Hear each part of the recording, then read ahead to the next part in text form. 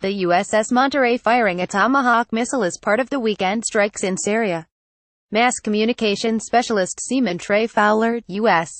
Navy via AP when President Donald Trump threatened to send missiles at Syria, despite Russia's promises to counterattack, all eyes turned toward the U.S. Navy's sole destroyer in the region. But that may have been a trick. Pundits openly scoffed at Trump's announcement early last week of the U.S.'s intention to strike, especially considering his criticism of President Barack Obama for similarly telegraphing U.S. military plans, but the actual strike appeared successful. In April of last year, 2 U.S. Navy destroyers in the eastern Mediterranean steamed into the region, let off 59 cruise missiles in response to gas attacks by the Syrian government, and left unpunished and unpursued. But this time, with the U.S. considering its response to another attack against civilians blamed on the Syrian government, Russian officials threatened to shoot down U.S. missiles, and potentially the ships that launched them, if they attacked Syria.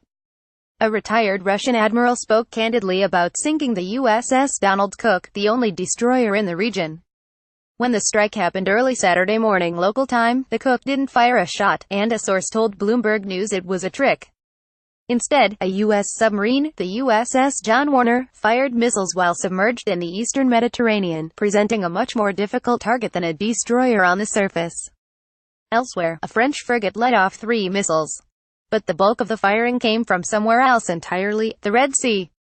Near Egypt, the USS Monterey, a Ticonderoga-class guided missile cruiser, fired 30 Tomahawk cruise missiles, and the USS Laboon, an Arleigh Burke-class destroyer, shot 7, accounting for about a third of the 105 missiles the U.S. said were fired. Combined with an air assault from a US B-1B Lancer bomber and UK and French fighter jets, the attack ended up looking considerably different from last year's punitive strike. The skyline over the Syrian capital of Damascus was lit by missile fire early Saturday during the U.S. attack.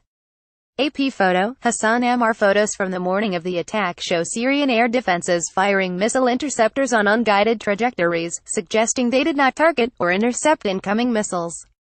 No Syrian weapon had any effect on anything we did, Lieutenant Kenneth McKenzie told reporters of the strike on Saturday, calling the strike precise, overwhelming, and effective. Syria said it shot down 71 missiles, but no evidence has surfaced to back up that claim.